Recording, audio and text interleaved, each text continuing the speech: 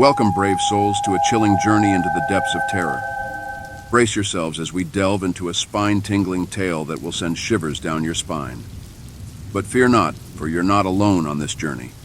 Join us, subscribe, and hit that like button to support our channel as we uncover the darkness that lies ahead. Let the haunting begin. The Enfield Creature.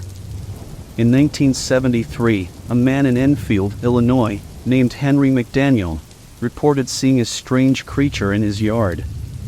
McDaniel described it as having 3 legs, a short body, 2 short arms, and 2 large pink eyes. The police discovered scratches on McDaniel's door screen and 6-toed footprints resembling those of a dog. McDaniel was convinced that the creature was not of this planet. To this day, the incident remains a mystery. The Hotel del Salto. The Hotel del Salto in Colombia is known for its spectacular views of the Tequendama Falls. However, it has gained a reputation as one of the most haunted places on Earth due to its history of guests leaping to their deaths. The hotel's name, translated as Hotel of the Leap, reflects this dark past. The indigenous Muisca tribe is said to have escaped Spanish colonizers by jumping off the cliffs centuries ago. The Villisca Axe Murder House. The Villisca Axe Murder House in Villisca, Iowa, is a famous site of a gruesome unsolved murder that took place in 1912. 6 children and 2 adults had their skulls crushed by an axe-wielding killer. In 1994, the house was restored to its 1912 condition and turned into a tourist attraction. Visitors can stay overnight for $428, often reporting paranormal experiences such as visions of a man with an axe and the faint screams of children. In 2014, a visitor named Robert Stephen Larson Jr. suffered a self-inflicted stab wound while exploring the house, adding another eerie chapter to its history. The Haunted Elsa Doll. A family in Houston experienced a real-life horror story when their Elsa doll from the movie Frozen started behaving strangely. Initially, the doll would speak and sing in English, but in 2015, it began alternating between Spanish and English. The family never changed its batteries, and it would sometimes activate even when switched off. After several attempts to get rid of the doll, it kept returning, even after being mailed to a friend in Minnesota. The Demon in North London. In 2016, 26-year-old Kennedy Ifa from North London began acting aggressively and complained of a python or snake inside him. His family attempted to cure him through restraint and prayer for 3 days. When emergency services were finally called, Kennedy was pronounced dead, and his family members were accused of manslaughter and false imprisonment. The post-mortem examination revealed over 60 wounds on Kennedy's body, and several family members also sustained injuries during the incident. Dead animals in the walls. In 2015, the Bretsois family from Auburn, Pennsylvania, made a disturbing discovery while insulating their home.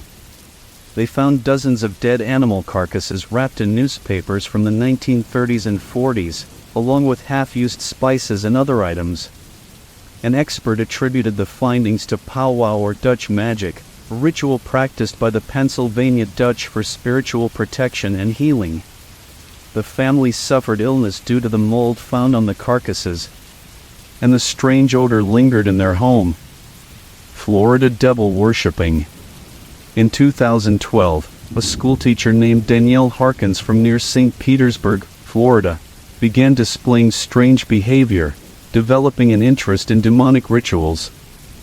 She was arrested for abusing 7 of her former students, whom she instructed to cut their skin to release demons and then burn their wounds. 1 student suffered second-degree burns, and another had their neck cut with a broken bottle. Harkins's actions remain unexplained, as she did not reveal the nature of her rituals to the police. The death of Elisa Lam.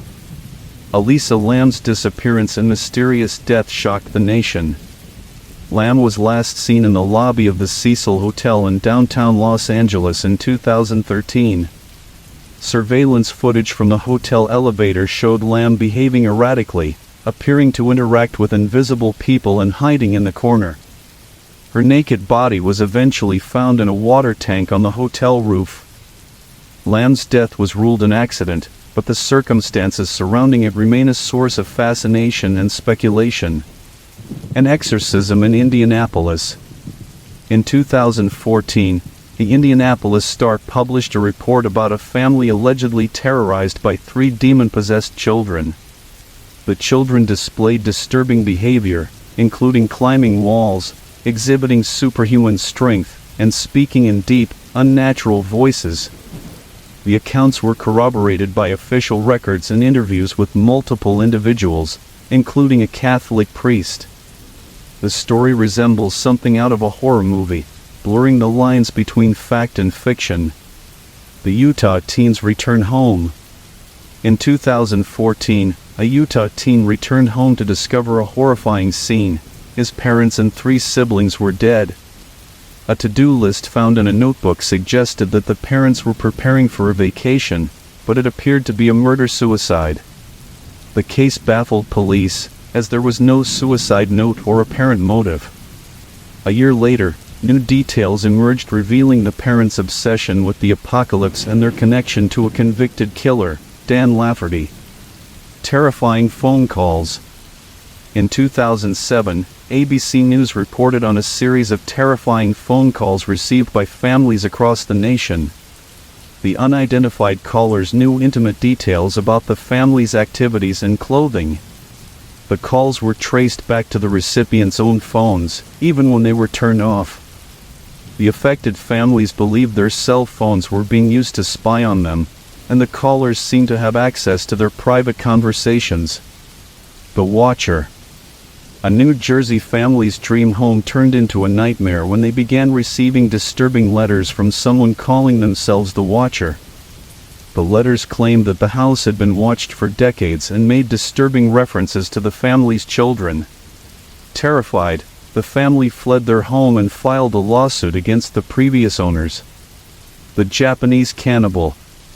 In 1974, Issei Sagawa, a student at Wako University in Japan, broke into the apartment of a German woman and attempted to eat her flesh. He was charged with attempted rape, but the charges were dropped after a settlement. Years later, in 1981, Sagawa murdered and ate a fellow university student, René Hardevelt, in France. Despite his crimes, Sagawa was eventually released from a mental institution and became a controversial celebrity in Japan, writing over 20 books. The Piano Player. My mom lived in a haunted house as a teenager, said Reddit user Patented Spacehook. There were strange occurrences in other houses on the street too. A few doors down from her, a girl went to bed with a headache and sadly passed away from an aneurysm. After the funeral, my mom and dad went to check on the family's pets while the grieving parents got some air. My mom, a pianist, had heard they had a grand piano and wanted to play it. While my dad and uncle went to the basement to see the animals, my mom went to the piano. As she played, she felt something brush against her ankles. She thought it was a cat and kept playing. But then she felt it again. She looked under the piano but saw nothing. As she started playing again, she felt hands grasp her legs tightly. She ran to the basement door and called for my dad and uncle. My uncle could tell something was wrong and asked what happened. When she told him, he turned pale. He revealed that the deceased girl used to play a game with her father. When he played the piano, she would crawl under the piano and push his feet up and down on the pedals. The haunted ambulance. I used to work for an ambulance company that had a haunted rig, shared Reddit user Zerbo. EMTs had stories about it, but I didn't believe in the paranormal. One night, my partner and I were dozing in a rural area when I woke up to a muffled voice. I thought it was my partner, so I tried to go back to sleep. Then I clearly heard a male voice ask, "Oh my God, am I dying?" followed by heavy breathing. We sat up and looked into the patient compartment, but no one was there. A few seconds later, We heard the click of an oxygen bottle and a hissing sound.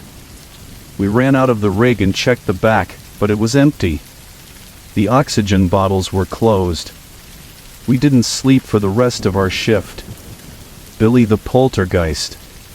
My neighbor Diane and I had a playful poltergeist we called Billy, said Reddit user Abby's_alibi. I'd find things in weird places, milk in a cupboard, toilet paper in the fridge. Diane once called, asking if Billy had been at her house because she couldn't find her milk. We found it on her back steps. And my sugar kept disappearing. Every morning, my sugar bowl was empty. When it got too much, I'd tell Billy to go bother Diane. Minutes later, she'd call, annoyed that Billy had come over to her house. This went on for 2 years. No one believed us, not even our husbands. My mother thought someone was playing pranks on us. The attic ghost. A few years ago, I moved into a 1-bedroom apartment in Brooklyn, New York, shared Reddit user Digstars. One day, I found a wooden board covering a hole in the ceiling that led to the attic broken in two. I emailed my landlord, who said the same thing had happened with previous tenants. A month later, I woke up in the middle of the night, feeling like someone was rubbing their hands on me. I heard a dragging sound above my bed, like someone was pulling a sack of potatoes. I turned on the light, grabbed a baseball bat, and went to the bathroom. The new board covering the attic hole was broken. I heard whispering coming from the attic, children's voices repeating, "It's your turn. It's your turn." I turned on all the lights and tried to relax. Then a fuse blew, and my pet bird started squawking like something was strangling him. I ran out, sat in my car, and waited for dawn. When I returned, my bird was half drowned in the toilet. I decided to stay, and over the next 18 months, I heard the whispering a few more times. The eyeless boy. When I was 10, I woke up to find an eyeless boy about my age sitting at the foot of my bed, recalled Reddit user Commando4. He had empty sockets and held a small box. I reached out, but he pulled back. I blinked, and he was gone, but I could still see the imprint on the bed. 5 years later, my girlfriend fell asleep at my house. When she woke up, she suddenly pointed to a corner where the wall met the ceiling. Up there, I saw a little boy with no eyes, she said. He was doing a Spider-Man pose. I told her about my encounter with the same boy. 5 years later, my now wife and I had a 2-year-old daughter. She started having nightly conversations with someone. When I asked who she was talking to, she said, "It's a little boy. He's nice. He's lost and looking for his mommy." The Red Lady of Huntingdon College. This story dates back to 1910 at Huntingdon College in Montgomery, Alabama. A young woman who loved the color red and was known for being a loner took her life by slashing her wrists. Her body was found in a red gown, drenched in blood. Since then, students and faculty have reported sightings of a woman in red all around the campus, a reminder to be kind to one another. The Ashley Street Ghost. In 1972, a 15-year-old girl attended a party on Ashley Street in Ann Arbor, Michigan. Feeling cold, she went upstairs to warm up. Suddenly, one of the walls started moving, and a black shadow approached her. Meanwhile, downstairs, posters were falling off the walls. The girl went back downstairs and found herself saying strange words. The drugs and addiction were my fault, but I wasn't that way deep down. I apologized to everyone involved. Oddly, the girl didn't do drugs. However, the previous resident had died of a heroin overdose. Was his ghost still lingering in the house? The ghost of Frederick Jordan. Frederick Jordan was the lighthouse keeper for Penfield Reef Lighthouse off the coast of Fairfield, Connecticut. In 1916, he drowned in a boating accident. Since then, lighting and equipment malfunctions in the lighthouse have been blamed on his spirit. The lighthouse logbook is often found open to the date Jordan died, and locals have reported seeing an unidentifiable figure on the water, guiding boats to safety. The ghost who came to play. Marlene, a widow, shared her bed with her golden retriever, Elmer. One night, Elmer jumped onto her late husband Jack's side of the bed, something Jack never allowed. This became a comforting routine for Marlene. One night, Elmer left Marlene alone in bed. She heard his nails clicking downstairs and found him dancing and wagging his tail, something he used to do when Jack came home. To Marlene, it felt like Jack had just come home. The lost colony of Roanoke. Roanoke Colony was one of the first European settlements in what is now North Carolina. Established in 1587, the colony consisted of 115 people, including a newborn named Virginia Dare. When the colony's leader, John White, returned from a trip to England in 1590, the entire colony had vanished, leaving only the word Croton carved on a post. Many believe that Virginia grew up and fell in love with a native warrior. To this day, her spirit is said to haunt the woods in the form of a white deer, always vanishing at dawn. The Princes in the Tower. In 1483, two young princes, brothers Edward and Richard, were imprisoned in the Tower of London to prevent them from becoming king. They were never seen again, and their uncle, who became King Richard III, was suspected of their disappearance. Two small skeletons were found in the tower, believed to be the princes, and their ghosts have reportedly been seen by visitors. The ghost of the hanged man. In 1877, Robert Schmale was hanged for a murder spree. The townspeople left his body hanging for days, showing no remorse. Since then, Schmale's ghost has been seen in town, only to disappear into the darkness as soon as he's noticed.